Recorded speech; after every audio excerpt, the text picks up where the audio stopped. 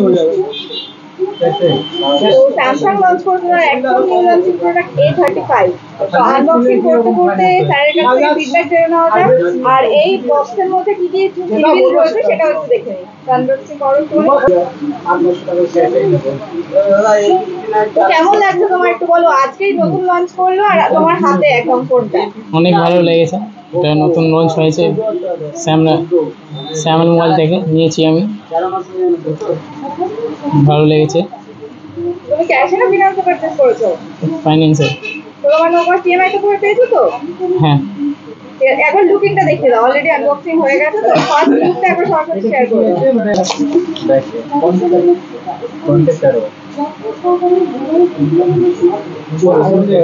তো ইনবক্সে এটা